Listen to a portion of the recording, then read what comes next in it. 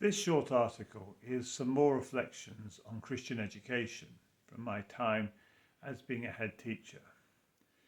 And what I came to the conclusion was that the point of teaching wasn't so much to be a good teacher of things, but to be a teacher of good things. It's the good things that matter. It's the content of our teaching that needs to be good. But then I also considered the concept of what we call pedagogy. How do we go about teaching? And here I felt that there was a number of issues that we could look at.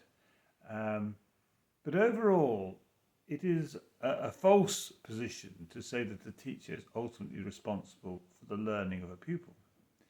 It is the moral responsibility of a pupil to learn, and it is the responsibility of a teacher to teach. And the idea that somehow you have a moral responsibility for someone's learning is dangerous, because it then means that you are either in the business of brainwashing, that is, getting a child to learn against their will. A child should always have the right to not learn, as the case may be.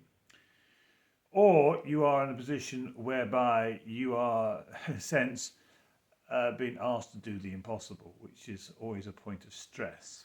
If you ask someone to have authority, have responsibility for something which they have no power to affect, that is a great way to create stress. And it's no surprise that teaching has become an extremely stressful profession. There are other reasons for that stress: paperwork, accountability, structures that are onerous. It almost reminds you of the Pharisees with all their laws and rules and regulations, and Jesus said, "My burden is light and my yoke is easy."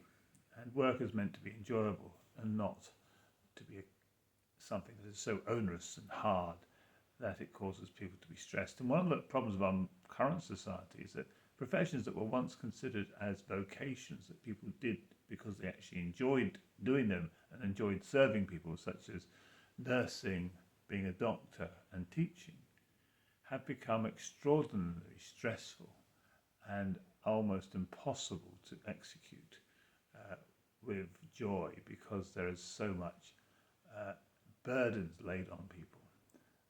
And that in itself should be a warning sign to us.